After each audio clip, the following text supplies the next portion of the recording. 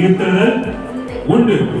நாம் மரித்தால் உயிரோடு எழுந்திருப்போம். ஆண்டவர் சொன்னார், என்னை விசுவாசிக்கிறவன் மரித்தாலும் பிழைப்பான். அல்லேலூயா. ஆண்டவர் இயேசு சொன்னார், நானே உயிர்த்தெழுதலும் ஜீவனுமாய் இருக்கிறேன் சொன்னார். அல்லேலூயா. அதனால இந்த நாள் உயிர்த்தெழுதலை குறித்து நாம் பார்க்க போகிறோம். ஆண்டவர் மெய்யாகவே நாம் என்ன பண்றாரு, நம்மளை உயிர்ப்பிக்கிற தேவனா இருக்கிறார். அல்லேலூயா. தேவனுக்கு மகிமை உண்டாவதாக. இப்பொழுது உயிர்த்தெழுதலை குறித்து நாம் பார்க்க போற எடுத்துக்கொள்ளுங்கள். பழைய ஏற்பாட்டில் ஒரு சிலர் ஆண்டவர் உயிர்ப்பித்தார். புதிய ஏற்பாட்டில் ஒரு சிலரை ஆண்டவர் உயிரோடு எழுப்பினார். மரித்த போனக்கு உயிரோடு எழுப்பினார். சரியா? மரித்த பிறகு ஒரு சிலரை உயிரோடு எழுப்பினார். அல்லேலூயா என்று சொல்லி நாம் பார்க்கிறோம். இந்த நாளில் நாம் பார்க்க போற உயிர்த்தெழுதலை குறித்து பாருங்கள். பழைய ஏற்பாட்டில் ஒரு சிலரை ஆண்டவர் உயிர்த்தெழுந்தார். 2 ராஜாக்கள் புஸ்தகம் 4ஆம் அதிகாரம் 32வது வசனம் வாசிங்க. 2 ராஜாக்கள் புஸ்தகம் 4ஆம் அதிகாரம் 32வது வசனம் எடுப்போமா? 2 ராஜாக்கள் புஸ்தகம்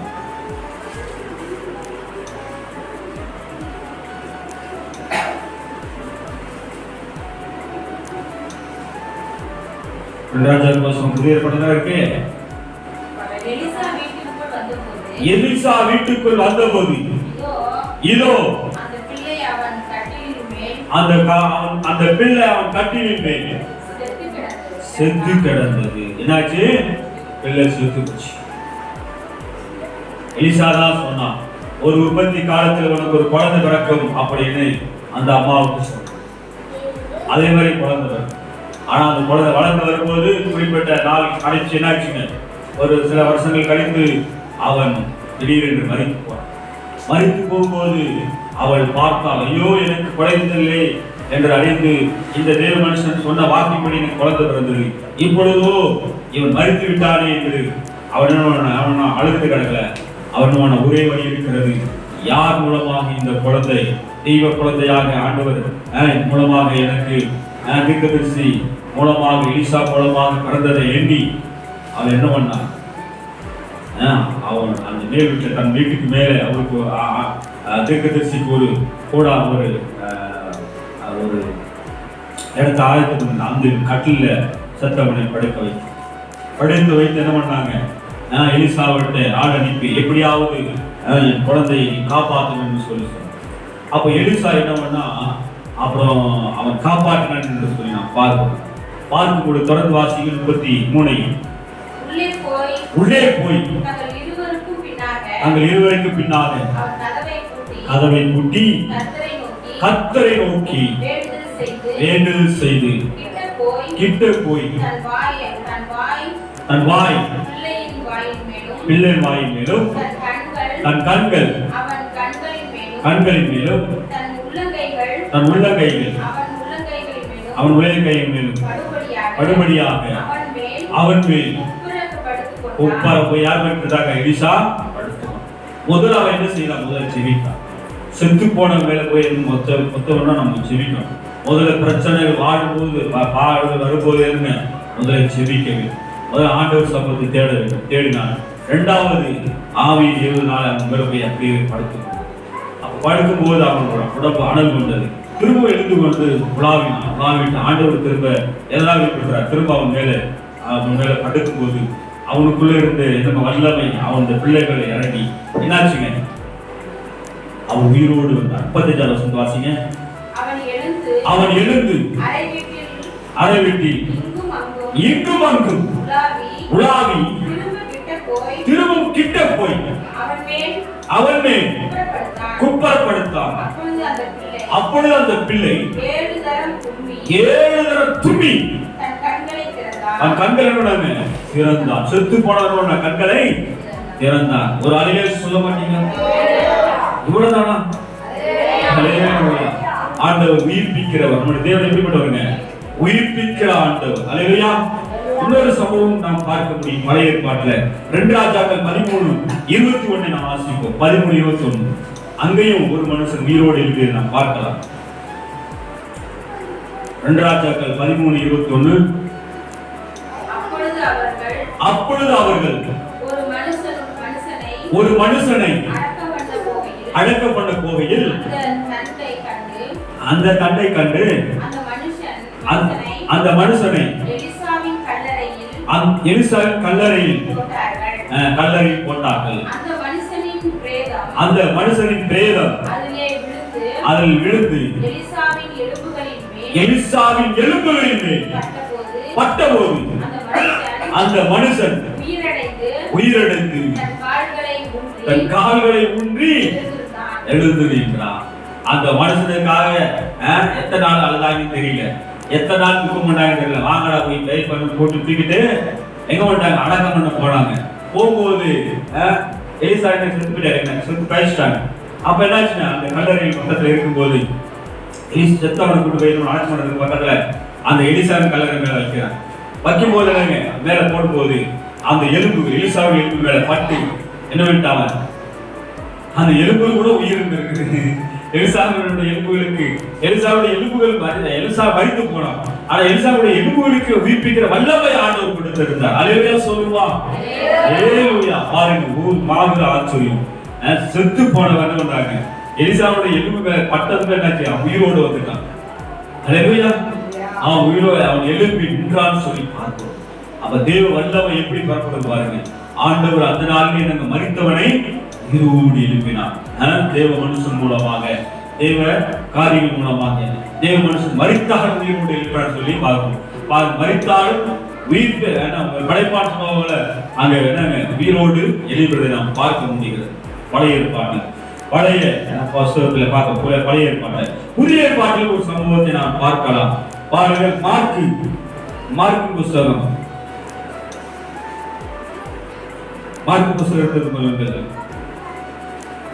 5ஆம் அதிகாரம் 41வது வசனத்தை வாசிப்போம். மார்க் 5:41.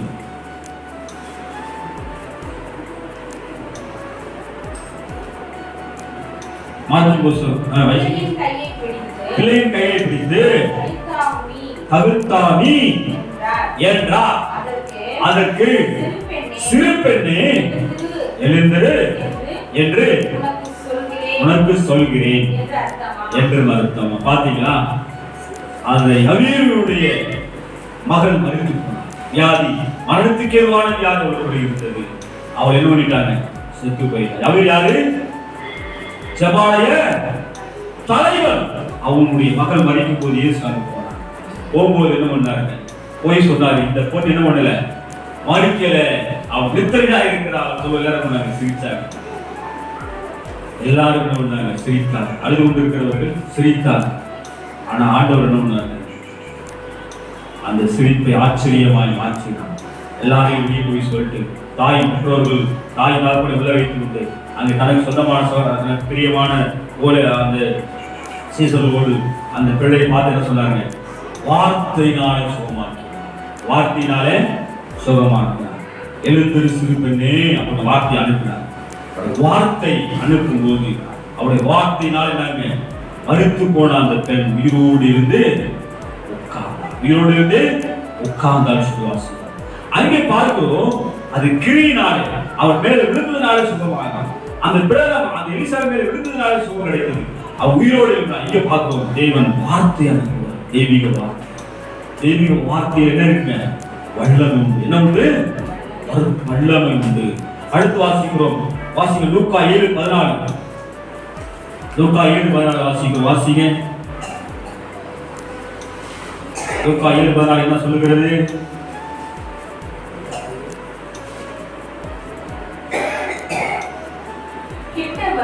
கிட்ட வந்து பாடையை தொட்டார். அவரை சுமந்தவர்கள் நின்றார்கள். அப்பொழுது அவர், வாலிபனே எழுந்திரு என்று உனக்கு சொல்லுகிறேன் என்று ஆண்டவர் சொன்னாங்க. செத்தவனை பார்த்து சொல்ற, செத்தவனை பார்த்து நம்ம சொன்னா எல்லாம் நடக்குமா?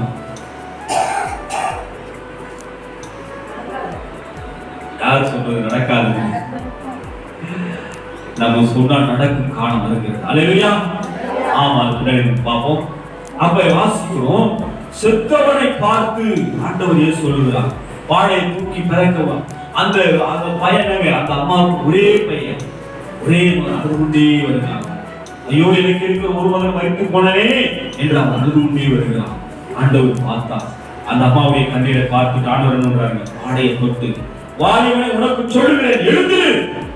அவங்க வார்த்தை சொல்லும்போது என்னாச்சுங்க, அவன் எழுந்திருக்கு. அல்லேலூயா. தேவ வார்த்தையில் என்ன இருக்குதுங்க, வல்லமை உண்டு. ஆண்டவருடைய வல்லமை, ஆண்டவருக்கு வல்லமை என்னென்ன சரித்தின் மூலமாக மட்டுமல்ல, அவர் அந்த அந்த பெரும்பாடு உள்ள தொட்ட போது சோறு கிடைத்தது. அதே போல அதோடு மட்டுமல்ல, ஆண்டவருடைய ஒவ்வொரு வார்த்தையில் என்ன இருக்கிறது, வல்லமை உண்டு. ஆண்டவருடைய வார்த்தைக்கு என்ன இருக்கிறது, வல்லமை உண்டு. அதனாலதான் அவருடைய வாய்ப்பு புறப்பட ஒவ்வொரு வார்த்தையும் என்ன இருக்குங்க, மனுஷன் பிழைப்பான். 54 மாத்திரமல்ல, தேவனுடைய வாய்ப்பிலிருந்து புறப்பட ஒவ்வொரு வார்த்தையினாலும் பிழைப்பான். ஆமென்.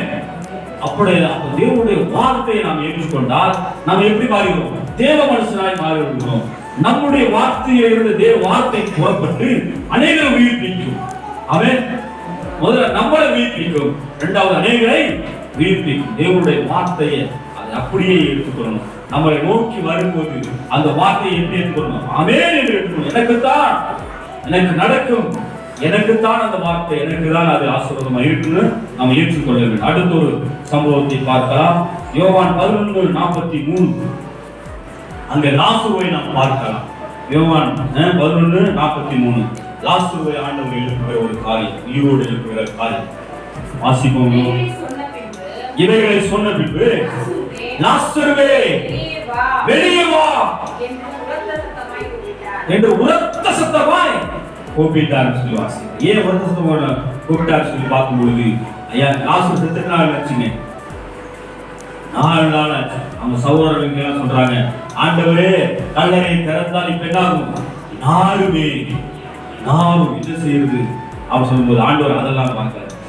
பாருங்க, செத்து ஒரு நாளாவது உயிர் சொல்றாங்க. அந்த பெண், இரண்டாவது அந்த வாலிபன் செத்து 4 நாள் ஆகி போன, சரவணா செத்து போன, அழுகி போன நிலையில் இருக்கிற லாசருவை பார்த்து ஆண்டவர் சொன்னாங்க, என்ன சொன்னாரு, லாசருவை எழுந்து வா அப்படின்னா.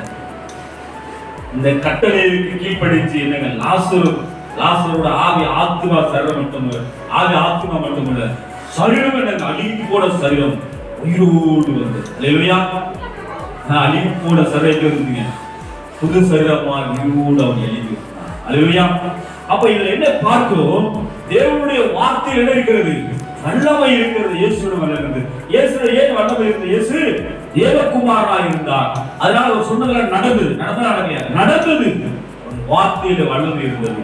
அதனால அவருடைய வார்த்தைப்படி அவர் உயிர்ப்பித்தார் எல்லாரையும். அது மட்டுமல்ல, அவர் சொன்னபடியே தானும் உயிர் தெழுந்தார். மத்தேயு 28:6 வாசிக்கிறோம். அவர் சொன்னபடியே 3ஆம் நாள் உயிரோடு எழுந்தார். ஆண்டவர் என்ன வச்சுங்க, ஒரு உயிரோடு தேவன் அவர் உயிரோடு எழுப்பினார். அவர் மற்றவர்களை உயிரோடு எழுப்பது மட்டுமல்ல, தான் உயிரோட எழுந்து 40 நாள் இந்த பூமியில இருந்தார். நம்முடைய பாவத்திற்காய், அக்கிரமத்திற்காய், நம் மீறுதலுக்காய் இயேசு சொன்னாங்க, மரித்தார், 3ஆவது உயிரோடு எழுந்தார். ஆமா, எழுந்ததுனாலதான் அவர் இன்னார் என்று அறிய முடிந்தது. அநேக மகான்கள், மருத்துவான்கள், அநேகர் நான் கடவுள் என்று சொன்னவர்கள், இப்பொழுது அநேகர் கடவுள் என்று சொல்லிக் கொண்டு வணங்குகிறவர் எல்லாரும் மரித்து போனார்கள். அவர் கல்லறைகள் எல்லாம் மூடி இருக்கிறது. ஆண்டவர் இயேசு கிறிஸ்து கல்லறைகள் இப்பொழுது திறந்தே இருக்கிறது. அவர் இங்கே இல்லை. அவர் என்ன பண்ணார், உயிரோடு எழுந்தார். ஆமென். உயிரோடு எழுந்திருக்கிறார். ஆமென். அவர் தேவகுமாரன்.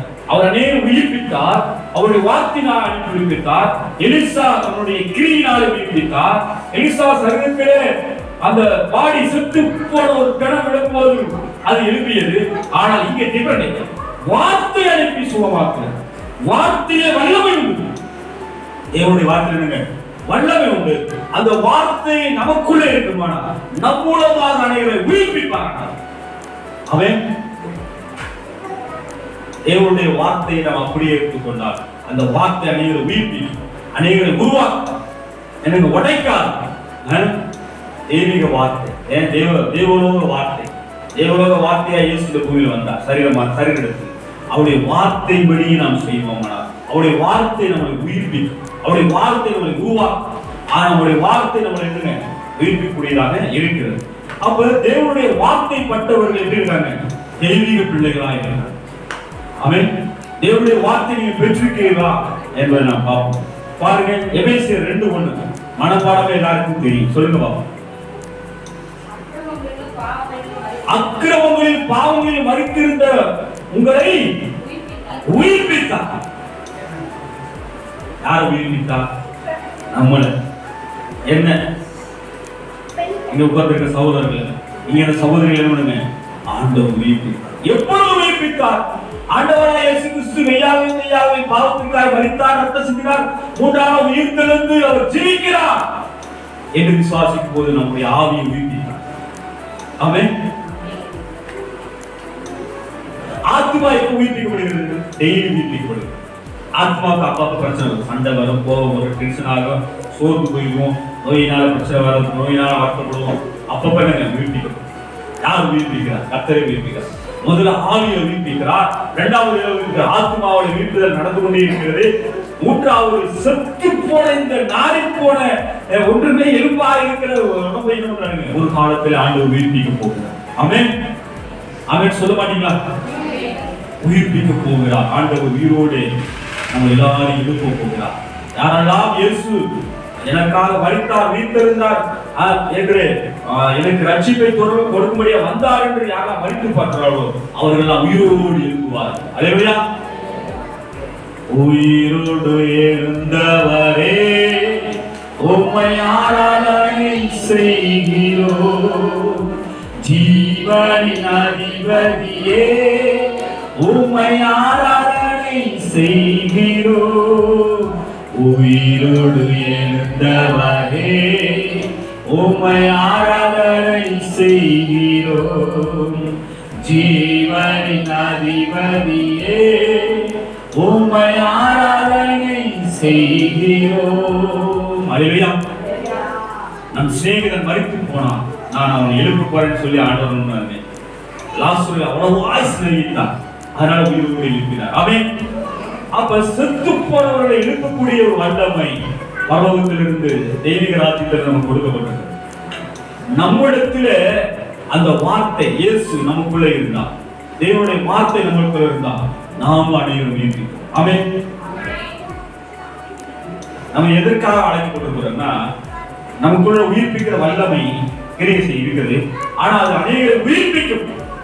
அதனால பவுல் சொன்னார், எந்த ஒரு மனுஷனையும் கிறிஸ்து இயேசுக்குள்ளே தேறினவனாய் நிறுத்துவதே எங்களுடைய வேலையா இருக்கிறது. அல்லேலூயா. அப்ப உயிர்ப்பிக்கும். நீங்க உங்களுடைய தேவ வார்த்தை, உங்களுடைய வாயிலிருந்து தேவ வார்த்தை புறப்பட்டால் அது அனைவரை உயிர்ப்பிக்கும், அனைவரை கோபாக்கும், அனைவரை உருவாக்கும். அதுக்கு பதிலாக ஆன்மீக வார்த்தையோ மனுஷிக வார்த்தையோ புறப்பட்டாங்க. மனுஷிக வார்த்தைகள் ஆன்மீக வார்த்தைகள் புறப்பட்டாங்க, அது நொறுக்கி போகும்.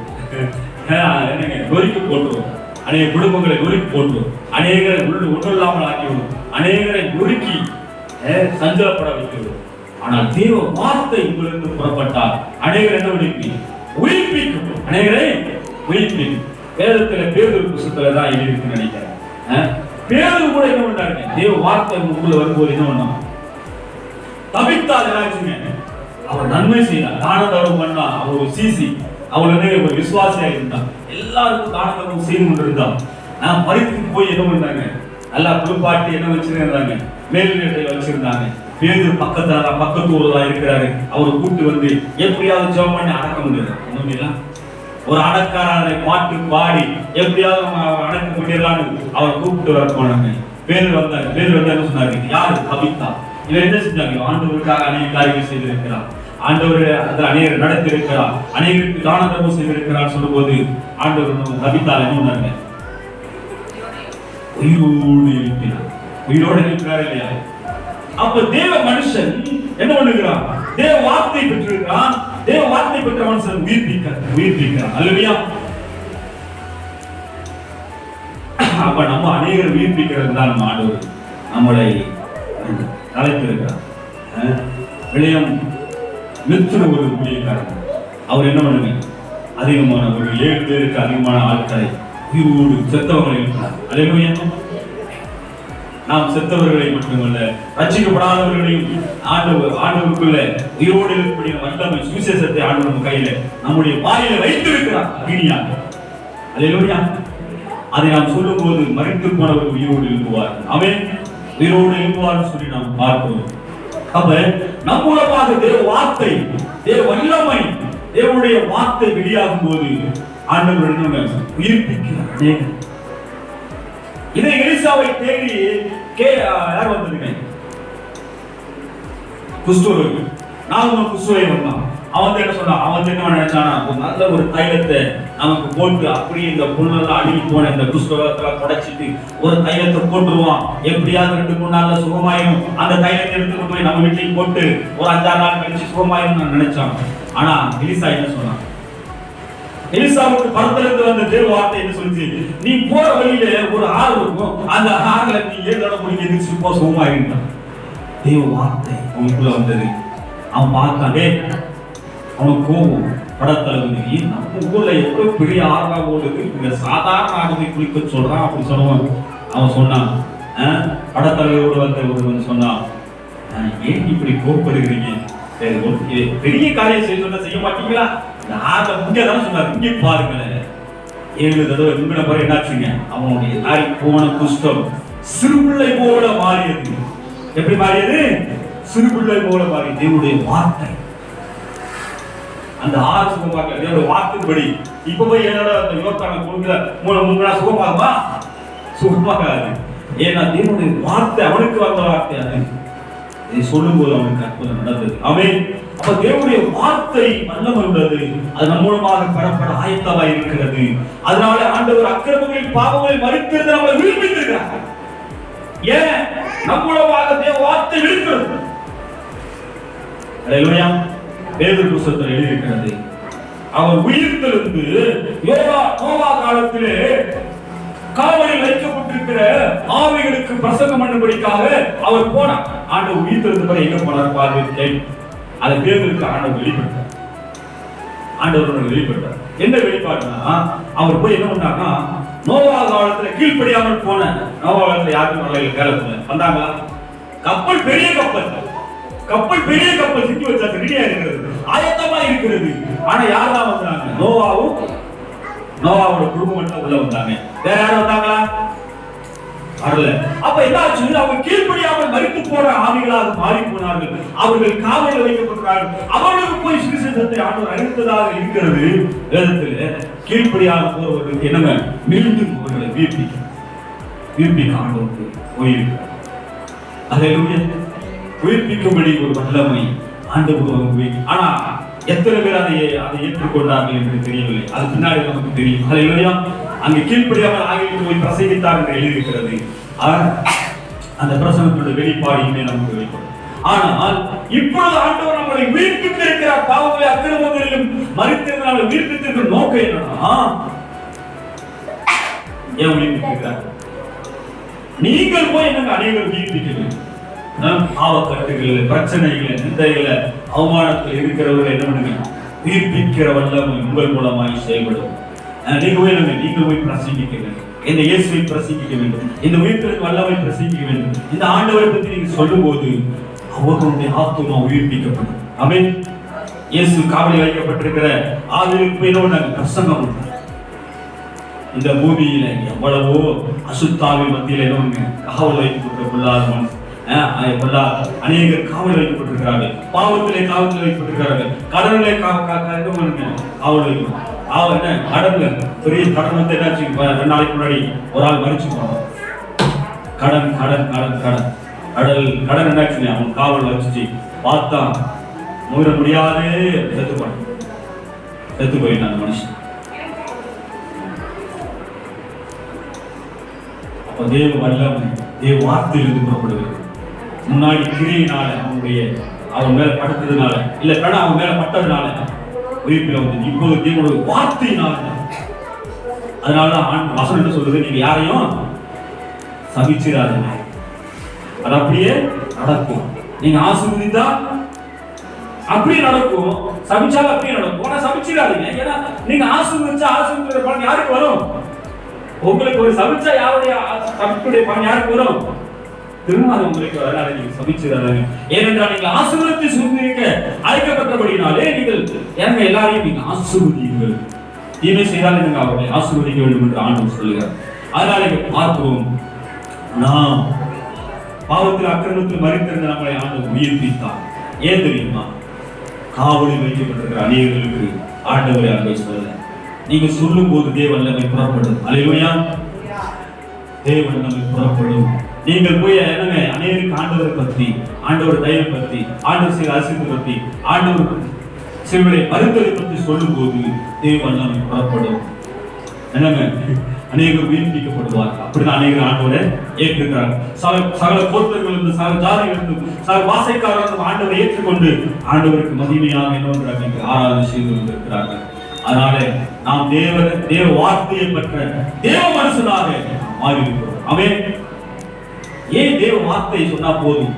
தேவனுடைய வல்லமை நமக்குள்ளே பரப்படும் போது தேவனுடைய வார்த்தையாக மாறும். இயேசு மூலமாக இயேசு நம் உள்ளத்தில் ஏற்றிருப்போமானால் தேவனுடைய வார்த்தை நம்மிடத்தில் வெளிப்படும். அது அநேகரை உயிர்ப்பிக்கும். ஆமென். இயேசு மரித்து உயிர்த்தெழுந்து பரலோகத்துக்கு போய்விட்டார். அதுக்கப்புறம் 12 சீசர்களிடத்திலிருந்து தேவ வல்லமை புறப்பட்டது. அது எப்படி புறப்பட்டது? தேவனுடைய வார்த்தையாலே புறப்பட்டது. ஆமென். நாம் மூலம் ஆண்டவர் தேவனுடைய வார்த்தையினாலே புறப்படும். அல்லேலூயா. அதனால இந்த நாள் எனக்கு சொல்லுவது, ஆண்டவர் இயேசு கிறிஸ்து மரித்து அடக்கம் பண்ணப்பட்டு உயிர்த்தெழுதலின் முதல் பலனான அவர் தான் இப்போ உயிரோடு இருக்கிறார். லாசரு மரித்து போனார், திரும்ப உயிரோடு இல்லை. எவருடைய மகள் உயிரோடு இருந்து திரும்ப செத்து போனார். அவங்கள திரும்ப உயிரோடு வருவாங்க. ஆனால் இயேசு மட்டும்தான் மரித்தொடர்ந்து முதல் பிறந்தவராக இருக்கிறார். ஏன்னா அவர் மரிக்க இன்னும் என்ன பண்ணல, உயிரோடு இன்னும் உயிரோடு தான் இருக்கிறார். அவர் இங்க இருக்கிறவங்க பரலோகத்துக்கு போயிருக்கிறார். மீண்டும் வருவார். ஒரு வசனம் பண்ண நீங்க 1 தெசலோனிக்கே 4:15. அதனால இன்னைக்காக மாத்திரம் நம்ம வாழ்வோரானால் இங்க இருக்கிற வீடு வாசல் பிள்ளைகளுக்காக மாத்திரம் வாழாமல் நாம் என்ன மறுமைக்காகவும் நாம் வாழ்ந்து கொண்டிருக்கிறோம். பாருங்க 1 தெசலோனிக்கே 4:15.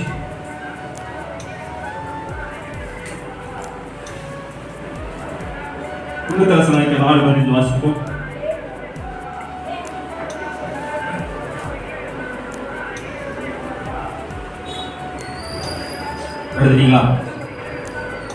ஏனெனில் கர்த்தருடைய வார்த்தையை முன்னிட்டு உங்களுக்கு சொல்கிறதாவது, கர்த்தருடைய வருகை மற்றும் உயிரோடு இருக்கிற நாம் நித்திரையடைந்தவர்களுக்கு முந்திக் கொள்வதில்லை. ஏனெனில் கர்த்தர் தாமே ஆரவாரத்தோடும் பிரகடனத்தோடைய சத்தத்தோடும் தேவ எக்காலத்தோடும் வானத்திலிருந்து இறங்கி வருவார். அப்பொழுது கிறிஸ்துவுக்குள் மரித்தவர்கள் முதலாவது எழுந்திருப்பார்கள். பின்பு உயிரோடு இருக்கிற நாமும் கர்த்தருக்குள் எதிர்கொண்டு போக மேல் அவரோடு கூட ஆகாயத்தில் எடுத்துக் கொள்ளப்பட்டு இவ்விதமாய் எப்பொழுதும் கர்த்தரோடு கூட இருப்போம். ஆகையால் இந்த வார்த்தையினாலே நீங்கள் ஒருவருக்கொருவர் தேற்றுங்கள். அல்லேலூயா. ஆசீர்வாதம் என்னன்னா, கர்த்தராவே ஆரவாரத்தோடு பிரகடனத்தோடு சத்தத்தோடு ஆண்டவர் இயேசு வரப்போகிறார். அவர் வந்து நம்மை அழைத்து கொண்டு போகிறார். எப்படின்னா, முதல்ல மரிச்சவங்க என்னோட உயிரோட எழுப்புவார்கள். உயிர்த்தெழுந்த ஒருவரால மட்டும்தான் என்ன பண்ணுங்க, உயிர்த்தெழ செய்ய முடியும். டாக்டருக்கு படிச்சவங்க என்ன பண்ண முடியும்? வைத்தியம் பார்க்க முடியும். புரியுதா சொல்றது? உயிரோடு இருந்த ஒருவரால தான் அனைவரையும் உயிர்ப்பிக்க முடியும். இயேசு உயிரோடு இருந்து அவர் இன்னும் இருக்கிறனால அவர் பிரகடனத்தோட சத்தத்தோடு வானத்தில் தேவ எக்காலத்தோடு எனவே வானத்திலிருந்து இறங்கி வருவார். மரித்தவர்கள் எல்லாரையும் செத்து போன லாசரோடு 4 நாள் ஆறி போன சரீரத்தை உயிர்ப்பித்த தேவன் எல்லாரையும் எழுப்புவார். அழைத்து எனக்கு எழுப்பி அங்க எல்லாரையும் அழைத்து கொண்டு போவார். நானும் அந்த நேரத்தில் இப்பொழுதே நடந்தாலும், இப்பொழுது இயேசு உயிரோடு இருந்தாலும் வந்தாலும், உயிரோடு வந்தாலும் நாம் உயிரோடு ஒருவரு கூட மறுபுறமாகி போயிடுவோம். என் போய் என்னங்க அங்கே எப்பொழுதும் இருப்போம். ஒரு விஷயம் எல்லாருக்கும் என்ன தெரியும்னா, பரலோகம் எப்படி இருக்கும், அது மறைக்கப்பட்டதாக இருக்கிறது. விசுவாசி இந்த பூமியில வந்த எல்லாமே பரலோகத்துக்கு வந்தது. ஆமா, ஏன்னா பரலோகத்துலதான் ஏழு தோட்டம் இப்படி இருக்கணும் ஒரு பிளான் பண்ணி ஏழு தோட்டத்துவாங்க. சரி, ஆதாம் இப்படிதான் இருக்கணும் அப்படின்னு யாரும் உண்டாக்குறாங்க. பரலோகத்துல போட்ட ஒரு கெட்ச் தான் ஒரு பரலோகத்துல என்னங்க முதல்ல ஏழு தோட்டம் இருக்கும், இப்படி உருவாக்கணும், இப்படிதான் பரலோகத்துல திட்டமிட்டாங்க. அதனால பரலோகம் இந்த பூமியை காட்டில் 1000 மடங்கு விசேஷதா இருக்கும். இதே போல இதை விட 100 மடங்கு விசேஷித்ததாய் ஆச்சரியமாய் அற்புதமாய் இருக்கு. அல்லேலூயா. அதனால பரலோகத்திற்கு நாம் போக ஆயத்தம் உள்ளவர்களாய் இருக்க வேண்டும். ஏனென்றால் எப்பொழுதும் அவரோடு கூட இருக்கிற ஒரு வாழ்க்கை நமக்கு இருக்கிறது.